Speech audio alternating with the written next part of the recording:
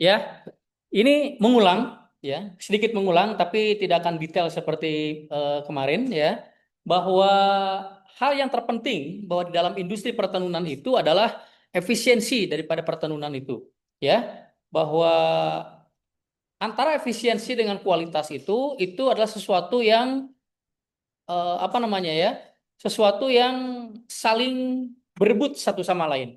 Kalau misalkan kita menginginkan kualitas, maka kita sepertinya akan mengorbankan efisiensi. Kalau misalkan kita mengejar efisiensi, sepertinya kita akan mengorbankan kualitas. Nah, yang perlu diperhatikan, yang perlu dicapai adalah bagaimana caranya menyeimbangkan antara kualitas dan efisiensi. Jadi kita menghasilkan efisiensi yang optimal, bukan bukan tinggi, ya, optimal dalam artian bahwa harus dibarengi dengan kualitas yang baik, ya. Di mana efisiensi itu, ya, itu adalah ada dua, ya. Efisiensi itu adalah perbandingan antara produksi nyata dibandingkan produksi teoritisnya. Nah, ini produksi teoritis ini yang dimaksud. Bahwa produksi teoritis itu ada dua. Yang pertama adalah perhitungan matematis dari kemampuan mesin berdasarkan, kalau dalam mesin tenun itu berdasarkan putaran daripada poros utama, kemudian peaknya berapa, kemudian waktunya berapa, ya, sehingga kita memperoleh produksi teoritis. Akan tetapi pada prakteknya bahwa mesin itu tidak selalu berjalan 100%. Banyak hal yang dapat menyebabkan mesin itu berhenti, misalkan adanya pakan putus, adanya lusi putus, kemudian adanya waktu untuk overhaul, ada waktu untuk ganti beam dan sebagainya, yang menjadikan mesin itu harus berhenti. Nah, lamanya mesin berhenti itu akan mengurangi yang namanya produksi nyata. Untuk itu, bahwa banyak faktor yang harus terlibat di situ untuk meningkatkan efisiensi. Ya, di antaranya adalah kecekatan daripada operator. Bagaimana operator melayani daripada mesin tadi sehingga waktu mesin berhenti itu dapat dikurangi. Kemudian bahan baku. Bahan baku yang baik akan meningkatkan efisiensi. Kenapa? Karena akan mengurangi jumlah putus benang pada saat pertenunan itu berlangsung. Kemudian mesin. Mesin juga berpengaruh. Ya, perawatan mesin, kemudian apa namanya? Mesin yang update gitu ya.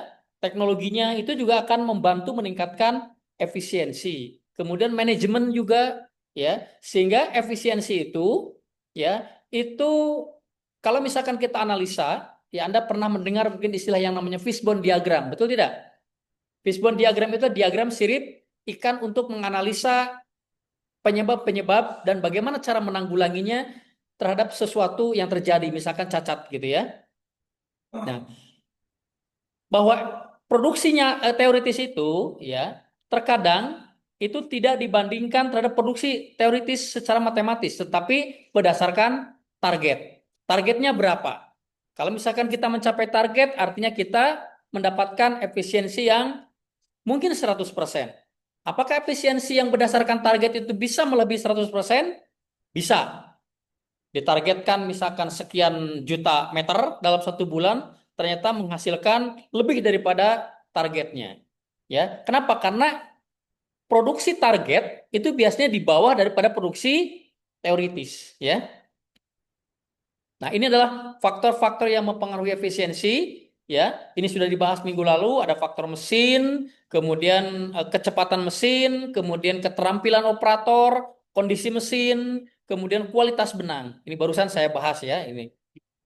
Kemudian tujuan peningkatan efisiensi itu adalah untuk menghasilkan kain yang lebih banyak. Itu intinya. Untuk menghasilkan kain yang lebih banyak dalam waktu yang sama, akan tetapi kain yang dihasilkan itu tidak hanya banyak, tetapi harus harus harus berkualitas, ya. Bikin kain banyak tuh gampang, tapi bikin kain yang berkualitas dan banyak itulah memerlukan kerjasama, memerlukan strategi dan sebagainya, ya.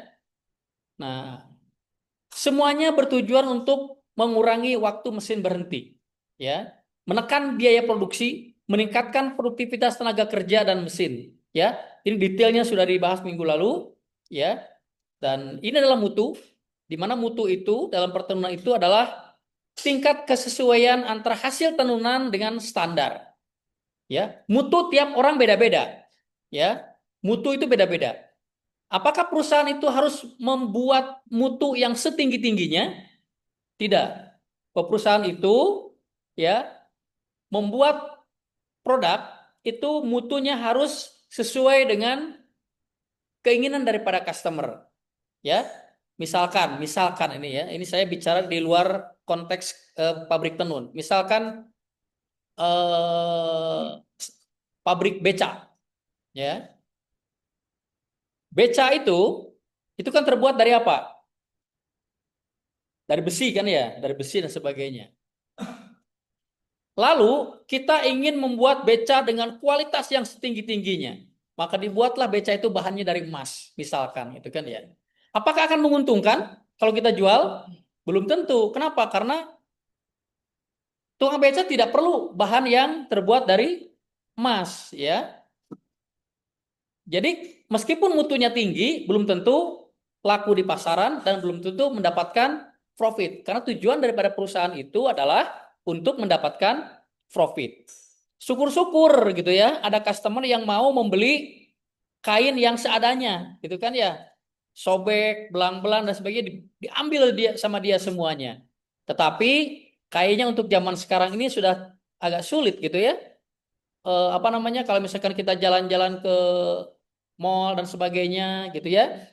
Dan tidak hanya kualitas saja yang menjadi bahan pertimbangan tetapi juga harga ya. Harga menjadi bahan pertimbangan, tapi kalau sobek-sobek amat, kalau jelek-jelek amat meskipun murah, tetap kita nggak akan mau kan begitu kan ya?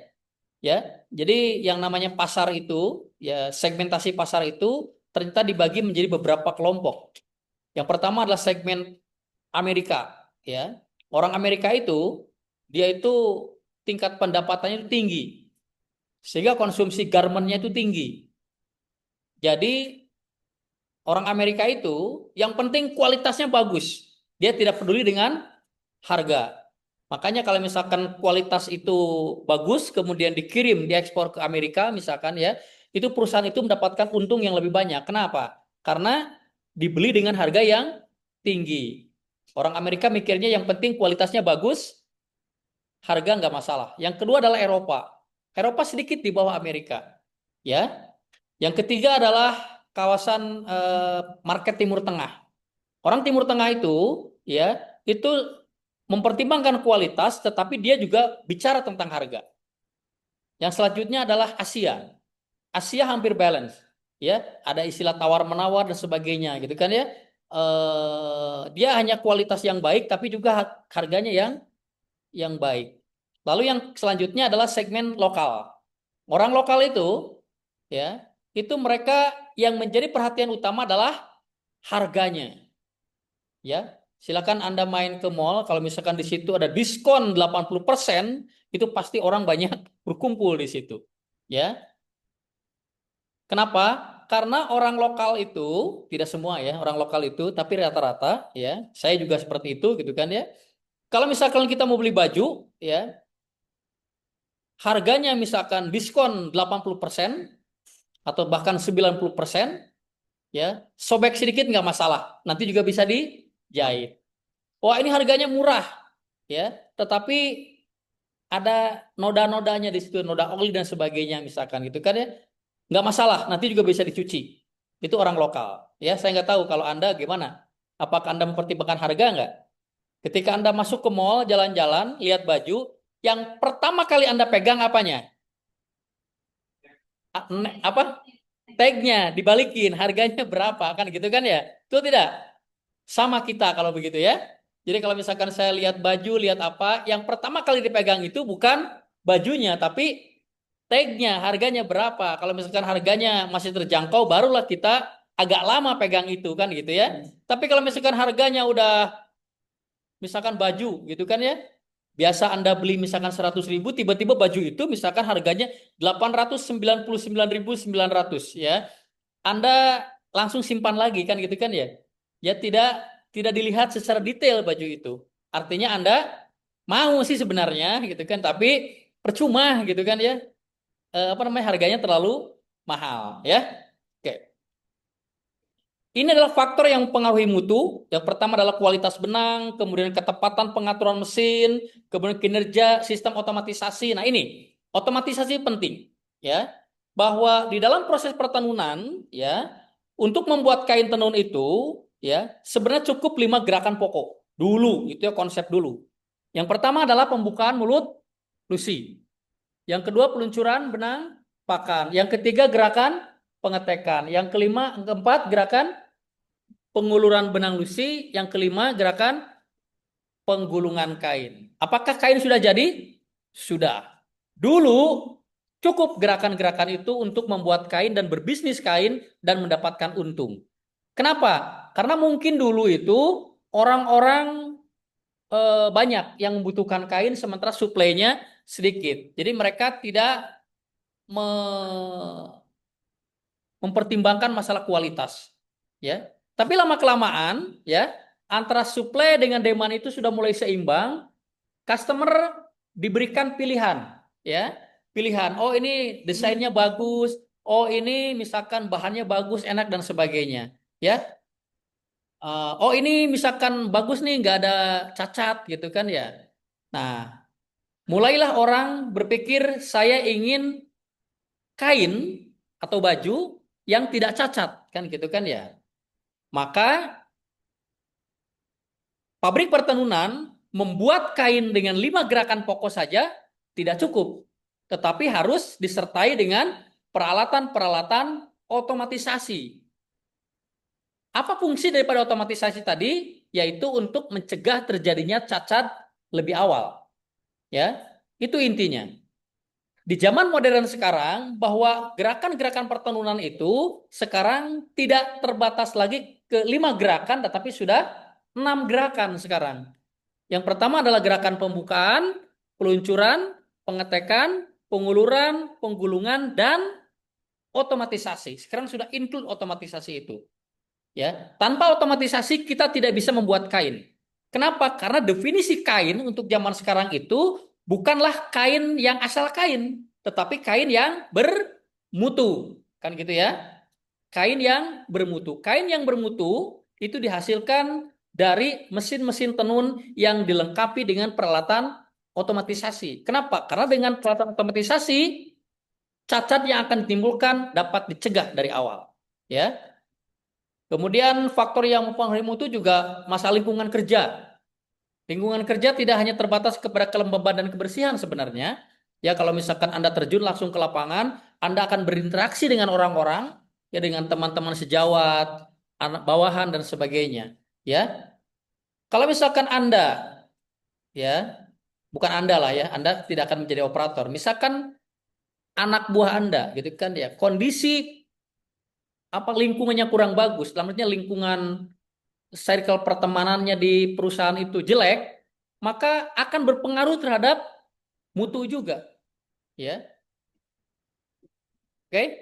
Nah, ini adalah aspek-aspek daripada eh, apa yang terjadi terhadap efisiensi dan mutu dan produktivitas kalau misalkan kita menggunakan otomatisasi dan tidak menggunakan otomatisasi.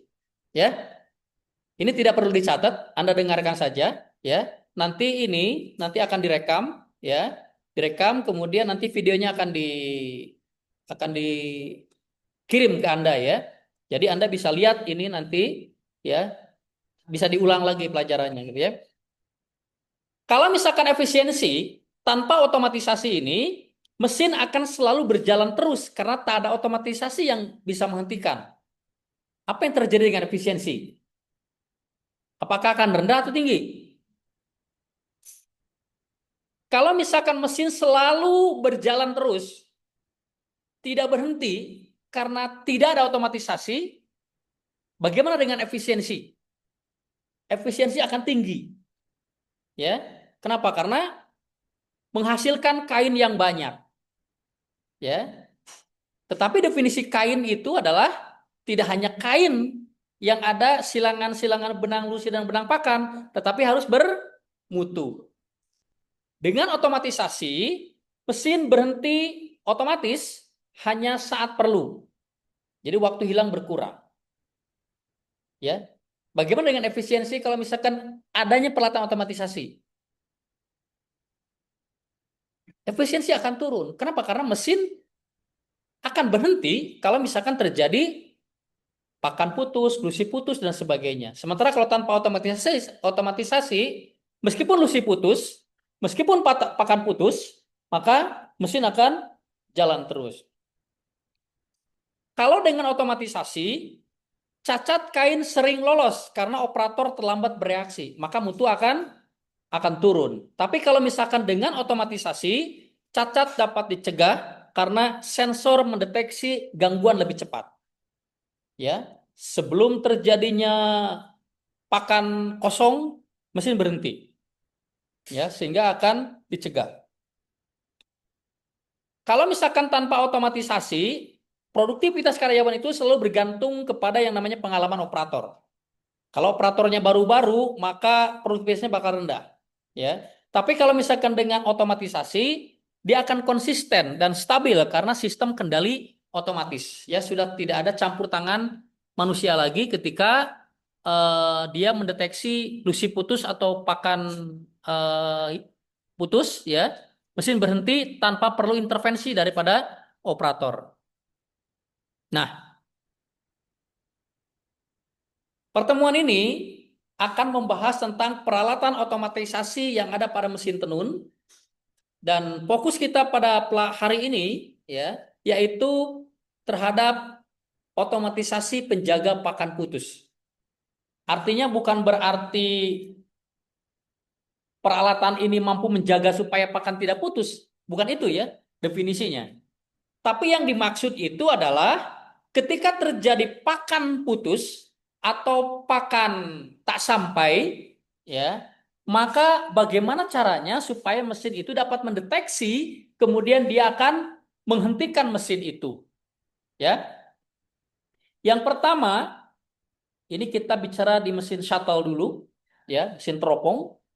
Yang pertama adalah penjaga teropong atau shuttle protector motion, ya. Dapat Anda bayangkan kalau misalkan di mesin shuttle, ya, ketika teropong berhenti di tengah-tengah karena sesuatu sebab yang mungkin diketahui, mungkin tidak diketahui, gitu kan ya. Teropong ini berhenti di tengah-tengah.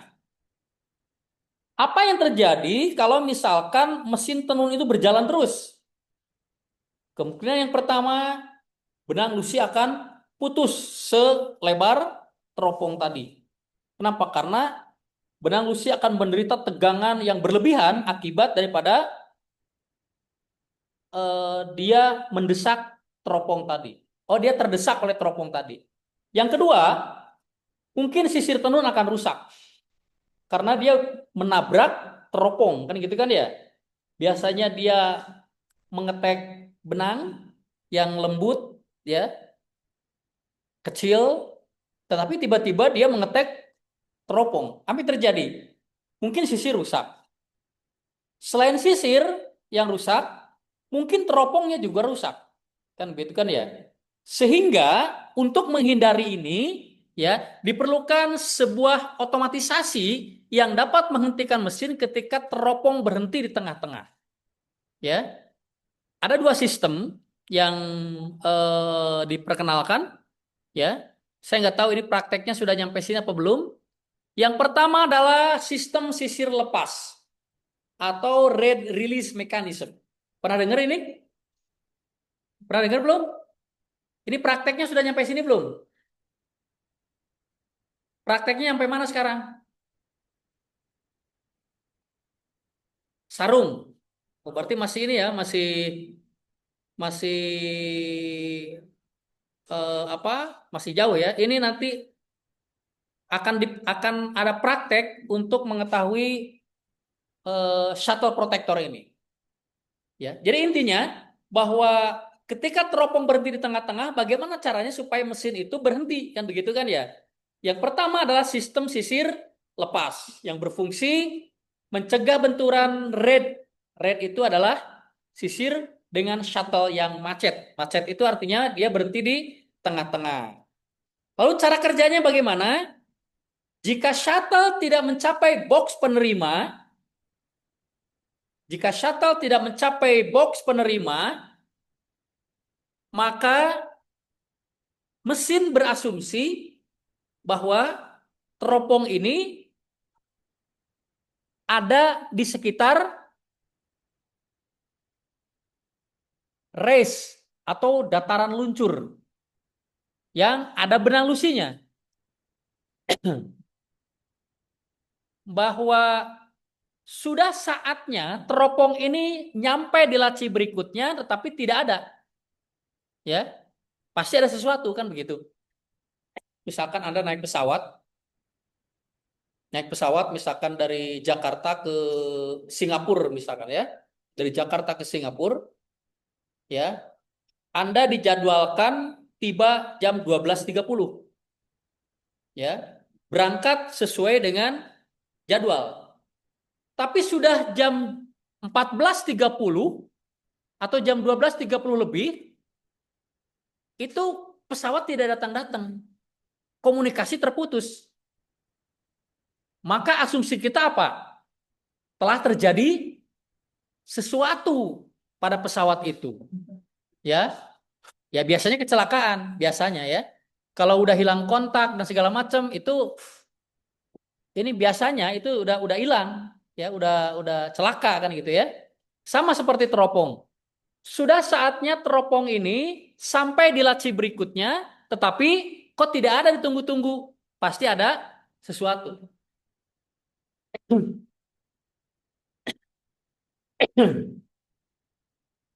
Nah, ini adalah loss rate mechanism, ya.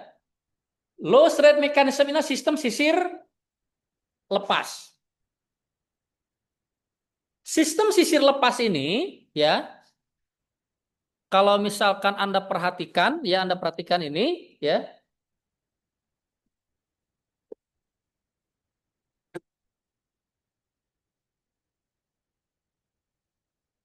Ini adalah dataran luncur, ya. Ini dataran luncur, ini adalah sisir, ya. Kalau misalkan normal, ya, maka sisir ini posisinya tetap, ya. Dia normal, dia mendorong. Apa yang mendorong? Kalau misalkan mesin jalannya normal, ya, maka sisir ketika dia bergerak ke depan,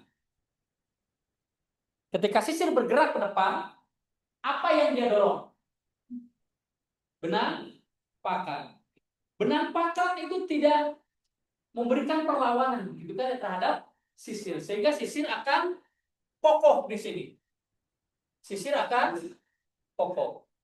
Ketika sisir ini kokoh, maka batang ini dia akan berjalan di bawah ini, ya, akan berjalan di bawah ini, semakin mengokohkan posisi dari sisir tadi, dia tidak bergoyang, ya, kalau dia berjalan normal. Tetapi kalau misalkan sisir ini atau teropong ini berada di tengah-tengah, ya, berada di tengah-tengah, dan ketika sisir bergerak ke depan, maka teropong akan memberikan dorongan kepada sisir. Kenapa? Karena dia keras kan gitu kan ya. Dia akan mendorong. Ketika dia mendorong, ya, bahwa sisir ini itu ada katupnya. Sisir ada katupnya. Ini sisir, ini ada katupnya di sini. Ya, dipegang itu sama katup. Karena sisir lepas, ya. Sisir akan bergerak ke sini. Kenapa bergerak ke belakang? Karena didorong oleh teropong, maka katupnya akan terbuka. Katup ini dia akan terhubung dengan sebuah batang, ya, dengan sebuah batang yang akan mendorong handle. Maka handle-nya akan terdorong oleh batang tadi, ya, dia akan, kalau kondisi normal dia itu di bawah, tapi ketika kondisi tidak normal, dia akan naik ke atas dan akan mendorong peraba handle. Sehingga handle-nya akan terlepas. Paham maksud saya? Paham ya? Jadi ketika teropong ini berhenti di tengah-tengah, maka teropong ini akan memberikan perlawanan terhadap sisir. Kenapa dia melawan? Karena dia keras kan gitu kan ya. Sisir harus mengalah. Kalau dia tetap mendorong, akan rusak. Maka sisir akan terlepas.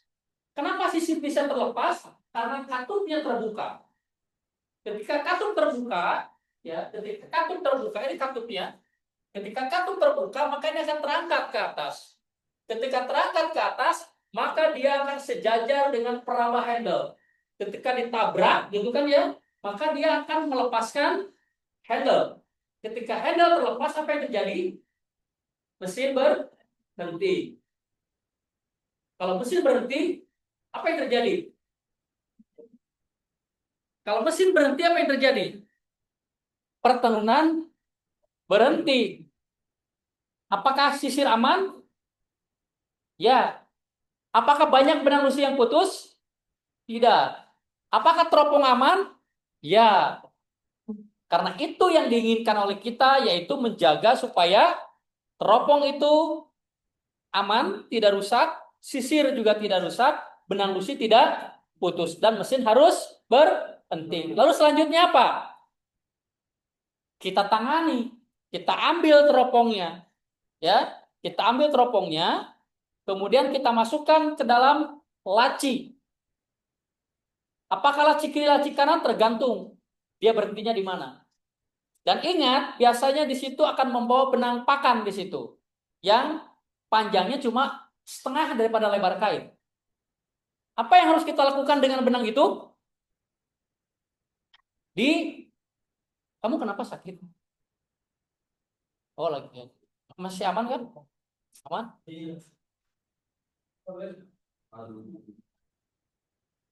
Emang kalau lagi itu kan sakit ya?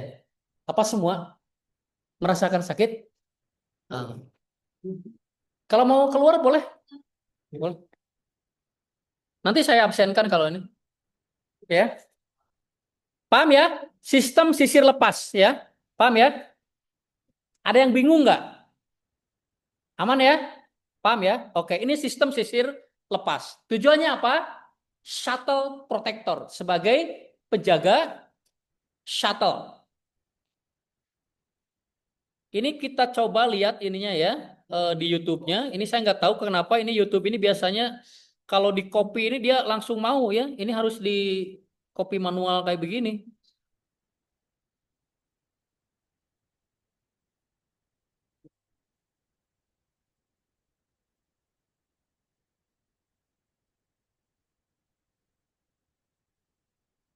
Getting a shipping quote just got so much easier.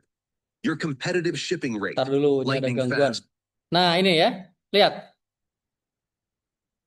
Ini adalah batang peraba yang saya maksud. Ketika dia berjalan normal, maka batang ini akan berada di bawah ini. Ya, ini adalah handle ini. Lihat, ini kan berjalan normal. Dia akan berada di bawah. Dan katup ini akan mengokohkan posisi sisir. Tapi ketika teropong ini berhenti di tengah-tengah, ya, ini animasinya ini terlalu lama ya, yang kondisi normalnya. Ketika dia berhenti di tengah-tengah teropongnya, kita percepat saja, ya. Lihat,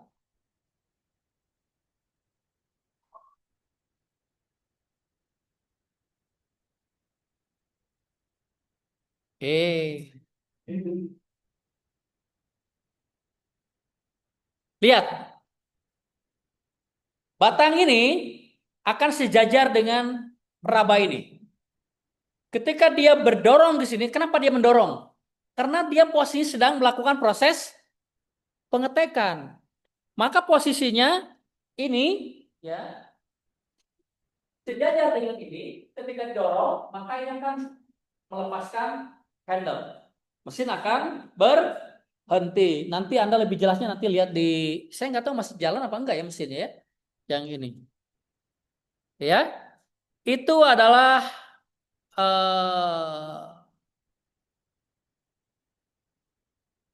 sistem sisir lepas. Lalu bagaimana caranya kalau misalkan sistem sisirnya itu tetap? Artinya bahwa sisir itu tidak dipasang pada katup. Sisirnya itu kokoh. Ya. Sisirnya kokoh. Dibaut gitu ya sisirnya itu. Jadi tidak bisa lepas kayak tadi. Kenapa sisir ini harus dipasang kokoh. Kalau misalkan dengan menggunakan sistem sisir lepas, ya, maka kalau misalkan kita memerlukan ya konstruksi kain yang berat, konstruksi kain yang berat dengan nomor pakan yang kasar, maka dengan sistem sisir lepas, maka ada kemungkinan proses pengetekan itu tidak berjalan dengan normal. Kenapa? Karena sisir bergoyang, kan gitu kan ya? Karena sisir agak sedikit bergoyang. Tapi kalau misalkan kita ingin membuat konstruksi kain yang kasar dan padat seperti kain kanvas misalkan, maka proses pengetekan itu harus sempurna, ya, harus sempurna. Sisir tidak boleh bergoyang. Maka diperlukanlah yang namanya sistem sisir lepas tetap yang sistemnya itu dibaut. Lalu bagaimana kalau misalkan terjadi teropong itu berhenti di tengah-tengah? Nah, ini masalahnya. Ya, nggak usah khawatir. Engineer-engineer Jepang ini sudah memikirkan, ya. Ini dengan menggunakan metode ini, ya, perhatikan,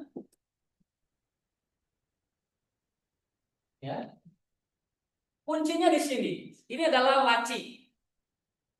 Ketika teropong ini bergerak, ketika teropong ini bergerak, ya, maka kalau dia sampai di laci ini, kalau dia sampai di laci ini, ya, maka teropong ini akan mendorong yang bagian C ini agak sedikit merenggang. Kenapa? Karena posisi daripada ini agak lebih sempit dibanding dengan bodi dari teropong. Dibuat begitu.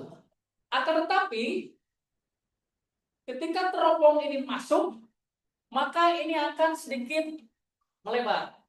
Itu kan ya? Karena dia dipasang seperti ngepel gitu ya. Ya. Nah, ini. Ketika teropong ini masuk, maka C ini akan bergerak ke sini. Ya. Akan bergerak ke sini sehingga akan membuat tuas ini, batang ini akan naik ke atas. Ya. Paham nggak maksudnya? Ini akan naik ke atas. D-nya akan berjalan di atas E. Kenapa? Karena dia terdorong oleh C. Kenapa C bisa mendorong? Karena ada teropong yang masuk. Paham ya? Tapi kalau misalkan teropong ini tidak masuk ke laci ini, kalau teropong itu tidak masuk ke laci ini, maka mesin berasumsi teropong tidak sampai. Teropong berhenti di tengah-tengah. Maka ini posisinya C ini diam di tempatnya karena tidak ada yang mendorong dia. Ini juga akan diam di tempatnya karena tidak ada yang mendorong, dan posisi defaultnya ini D ini akan sejajar dengan E. Ketika ini bergerak maju, maka D akan mendorong E. E ini adalah peraba dari handle, sehingga handle akan terlepas. Paham? Paham aja lah, udah sore. Biar cepat pulang. Ya. Paham ya? Paham? Nanti kalau tidak paham, Anda lihat videonya, lalu kirim pesan di mana Anda tidak pahamnya. Ya. Inilah sistem sisir lepas. Jadi Anda sudah bisa membedakan antara sistem sisir lepas dan, sorry ini tetap ya, sistem sisir lepas dan sistem sisir tetap. Sudah bisa dibedakan ya? Paham ya? Oke. Ini saya punya videonya ya.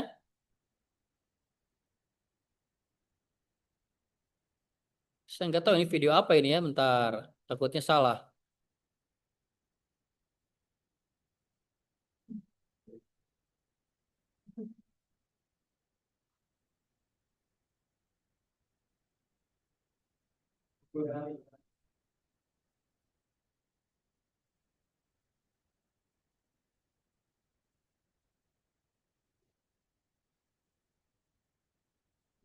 Oh, ini bukan ya. Ini garpu.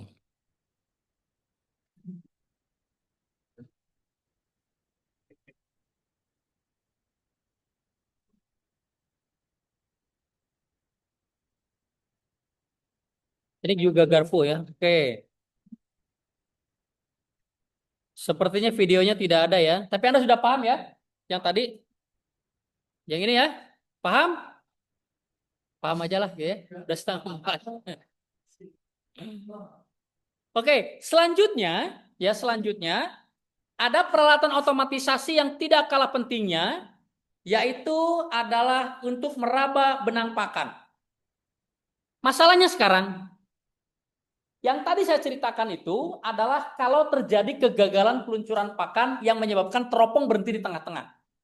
Ya, yang dapat menyebabkan teropong berhenti di tengah-tengah. Apakah pakannya habis? Belum tentu.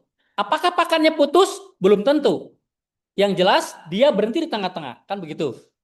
Sekarang permasalahannya adalah ketika teropong ini sampai di laci berikutnya, ya.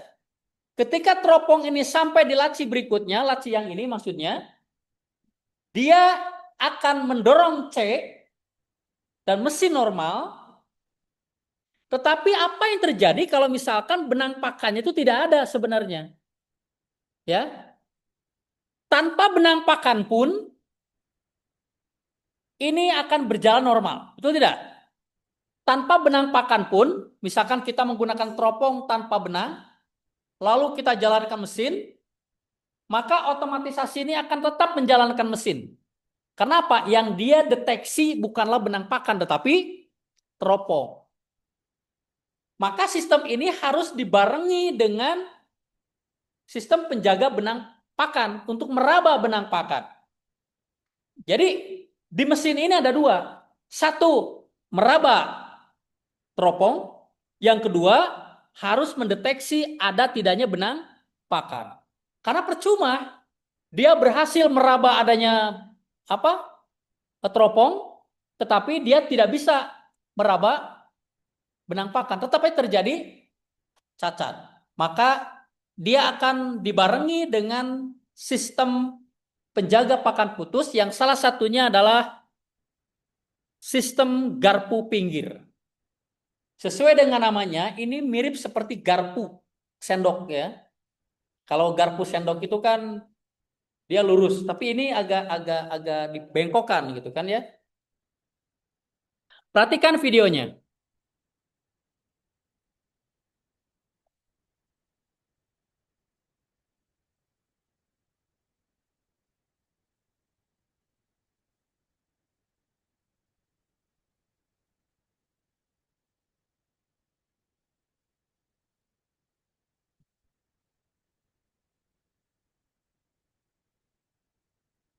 Perhatikan ini ya.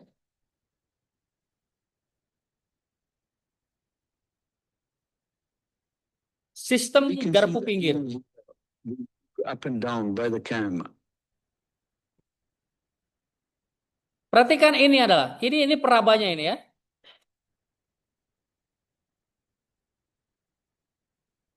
This Ini yang disebut dengan garpu. Kenapa disebut garpu pinggir? Karena ditempatkan di pinggir mesin, ya. Dan ini yang putih ini adalah benang pakan, ya. Garpu ini dia dibuat sangat seimbang, ya, seperti ini.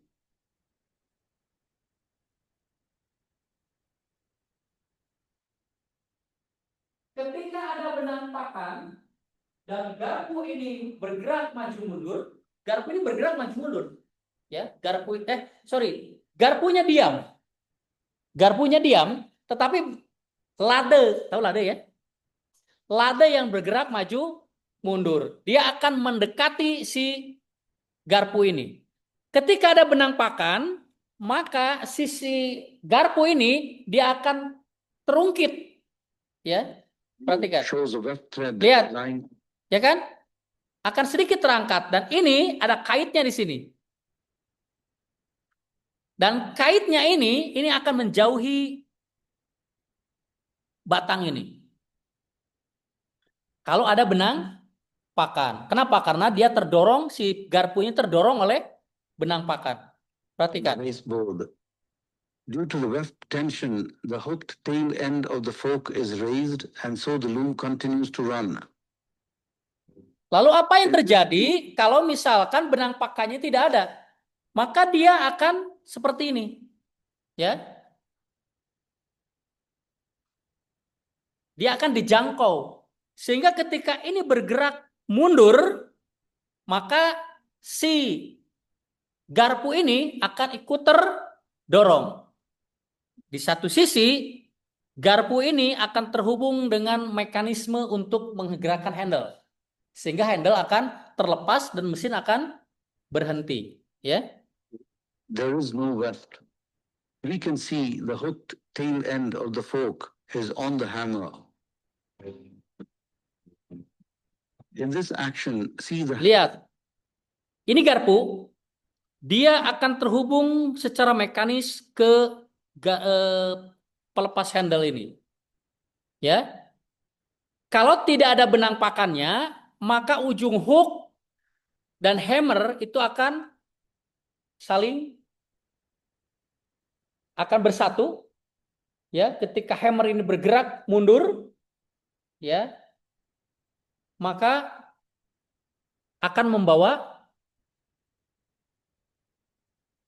garpu dan akan menggerakkan handle sehingga mesin akan berhenti. Itu sistem apa?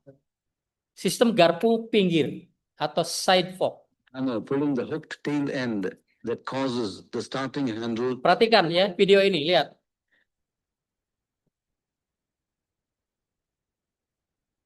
We can see the hammer lever being moved up and down by the cam.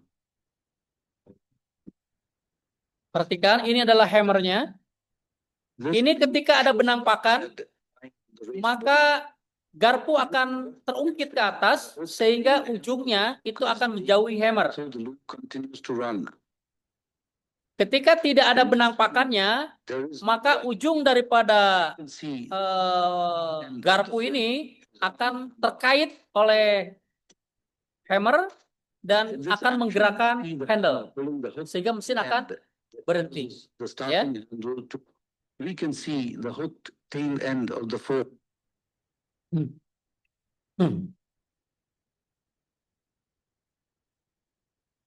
Lalu selanjutnya adalah sistem garpu tengah.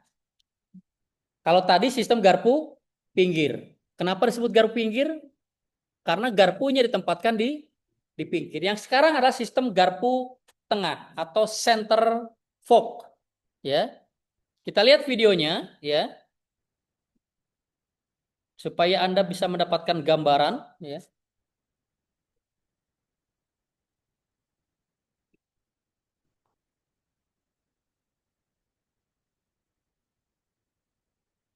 Ini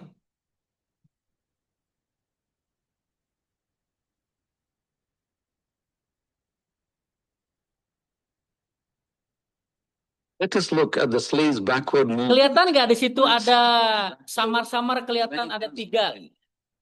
Itu disebut dengan According to the forknya. shape of the plate cam, the arm connected to the bowl is raised. The stopper rod turns in the clockwise Perhatikan. direction through the links, Bagian ini sama pushes the pen, ini center fork ini.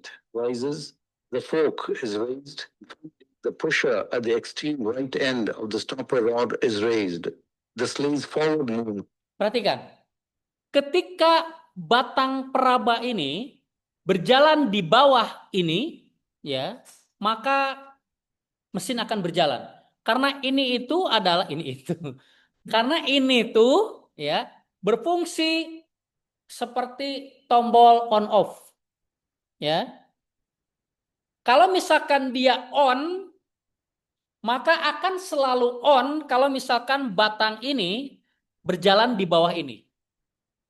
Tetapi kalau misalkan batang ini berada di atas, maka dia akan sejajar dengan tombol tadi seolah-olah akan menghentikan. Gitu kan ya?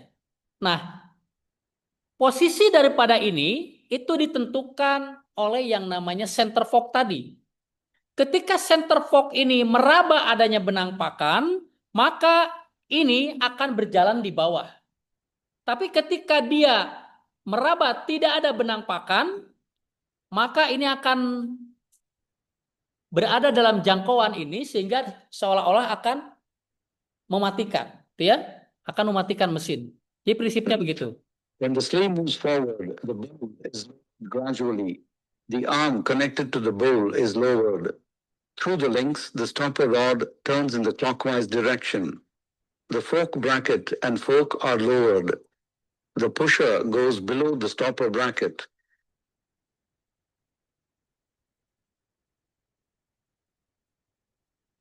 Let us now see what happens when the weft yarn is present. Lihat, ini yang disebut dengan center fork, ditempatkan di tengah-tengah.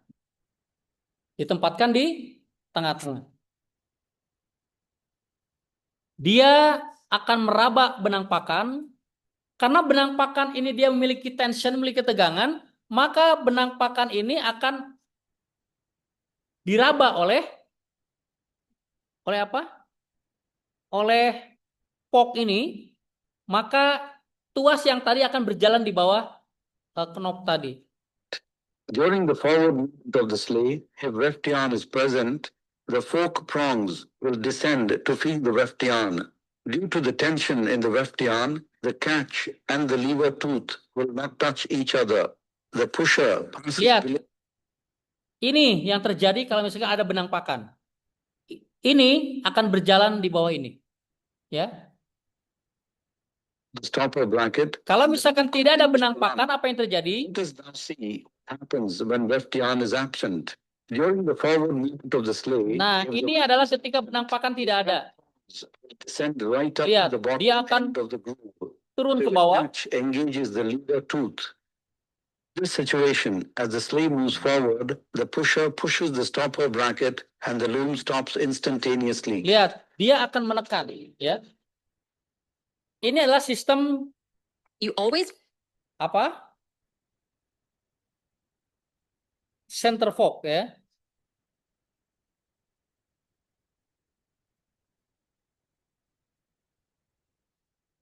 Paham ya? Paham. Oke. Selanjutnya, ini yang terakhir, ya. Penjaga pakan sistem optik.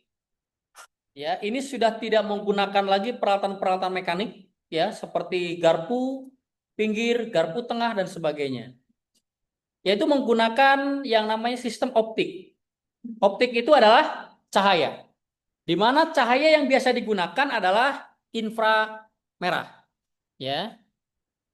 Nah, bagaimana prinsip kerjanya? Ya, prinsip kerjanya itu ada pemancar, ya, ada pemancar, kemudian ada penerima. Bentar, ya. Ya. Lagi ngajar, telepon si Umi aja.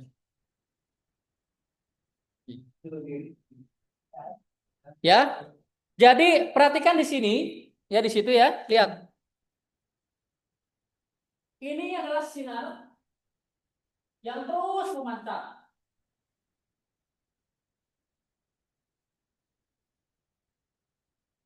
Ya. Kalau misalkan tidak ada benang pakan, ya. Benang pakan ini akan menghalangi, ya, akan menghalangi jalannya sinar tadi. Ya, optik tadi.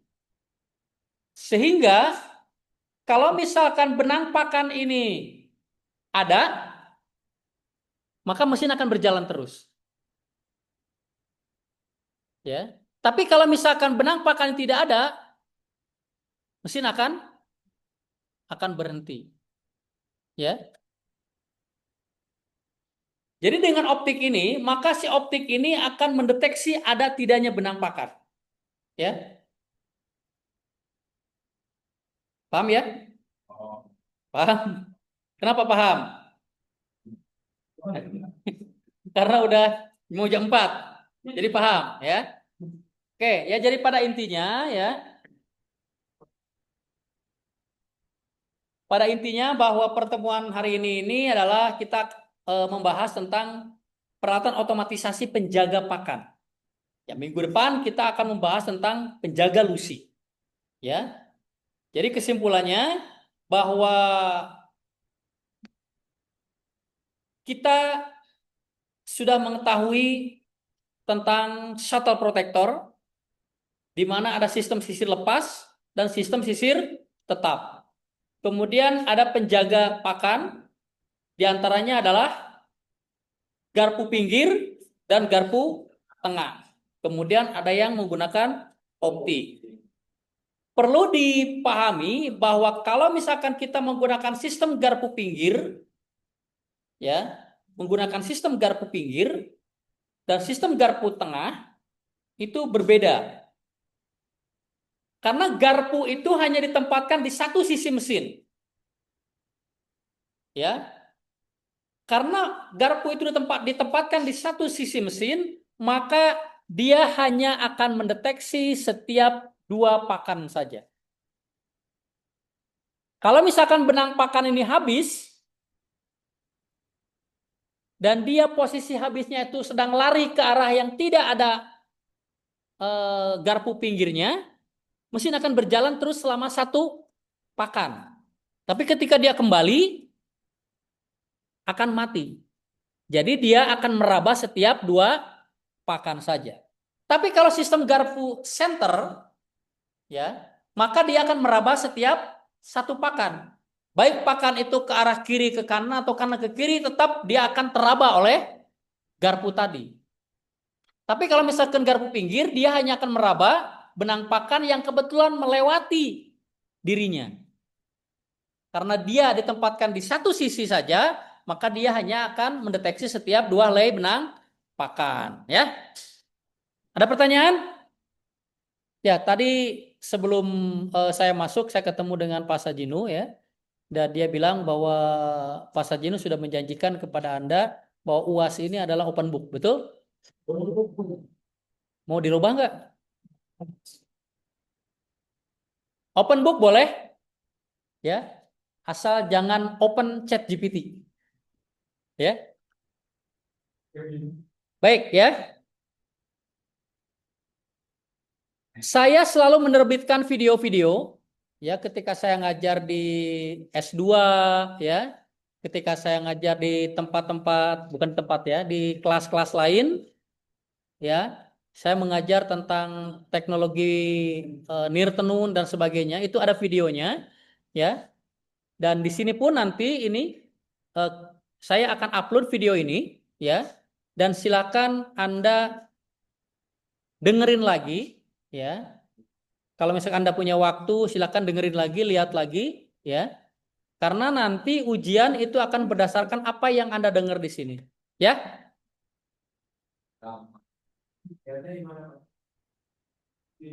Ya, nanti akan di-share ke kepala regu apa? Ketua kelasnya ada nggak? Ada? Ada orangnya? Nanti akan saya kirim ya linknya. Ya, nanti silakan dibagikan. Jangan lupa ditonton, dilihat, di-subscribe, kemudian di-share ya. Di komen ya. Ini angkatan berapa ini? Nah, saya itu saya ngajar nirtenun. Anda belajar nirtenun juga? Siapa dosennya? Yang ngajar siapa? Pak Asril. Nah, yang T3 T4 itu kebetulan saya yang ngajar ya. Mungkin Anda juga pernah ya diminta oleh temannya untuk lihat video, like dan sebagainya, udah ya? Udah. Saya lihat satu video ini ada yang like sampai 1000 gitu kan ya. Itu untuk UTS ya. Jadi UTS-nya itu berdasarkan 1 like nilainya 1 poin, kemudian view 1 poin, komen 2 poin. Jadi semakin banyak nilainya semakin bagus. Ya. Saya udah malas menilai sendiri gitu ya. Saya ingin minta bantu netizen untuk menilai. Ya. Oke? Oke, kalau begitu saya absen dulu ya. Saya absen dulu.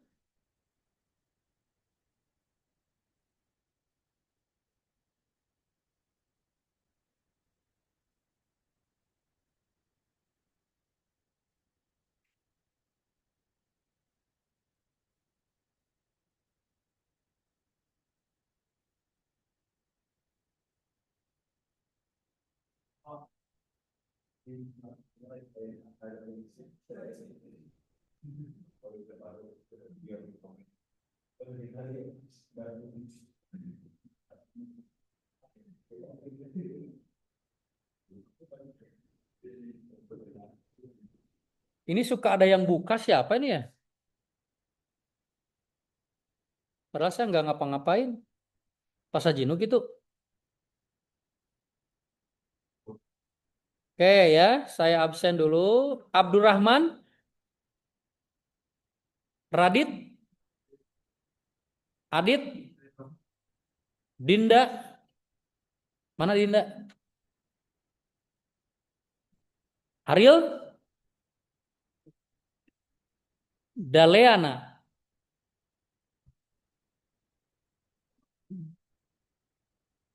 Ini kalau ada dua gini, satu aja cukup di checklist. Harus dua-duanya. Kevin,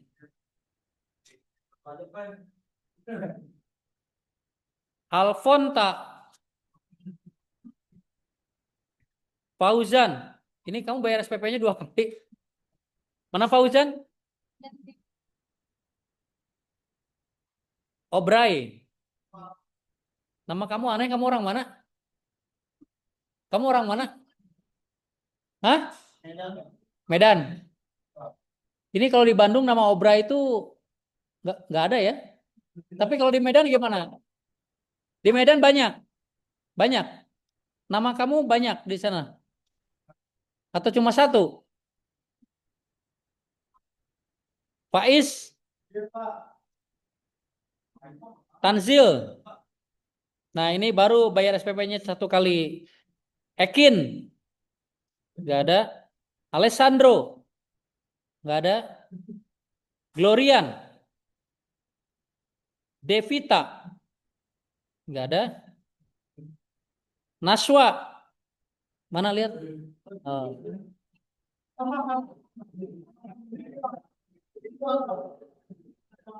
Dennis, Wildan, Devana,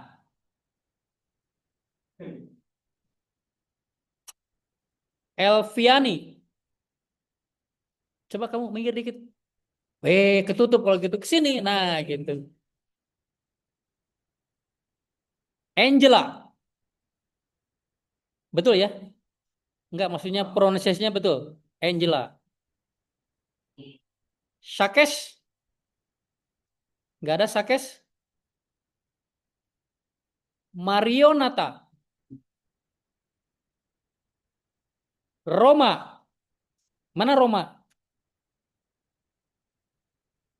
Dede. Nah, kalau Dede ini di Bandung ada 2000 yang namanya Dede ya.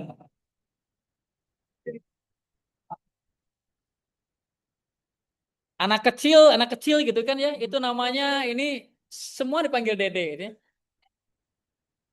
Jangan-jangan nama kamu Kurniawan, tapi kamu karena ada sering dipanggil Dede jadi namanya Dede gitu. Enggak gitu. Hans,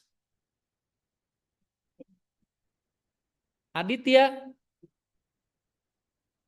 Dimas,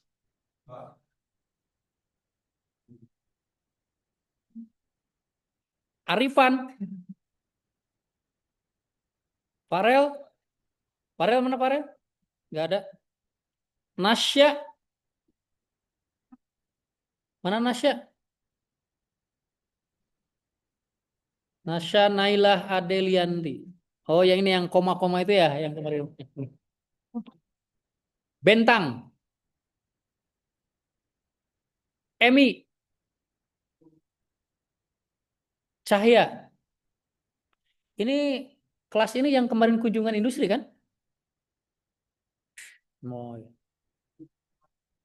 Dimas, Destia, Ahmad Gunawan, Arakan Yustamin, Immanuel, Galih, ada ya. Oke ya. Ini grup T1 T2 siap. Grup mana yang asistennya pertenunan 3, yang asistennya Pak Dodi? Ada. Yang asistennya Pak Dodi. Praktek.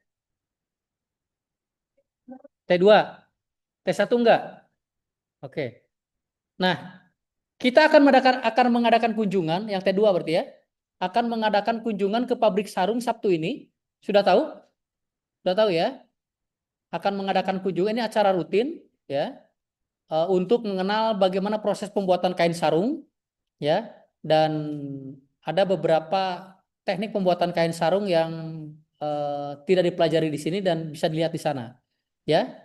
Dan biasanya kita kalau yang sudah itu ada door prize ya, door prize yang bisa di door prize-nya bukan satu tapi banyak gitu ya, itu bisa mendapatkan sarung ya.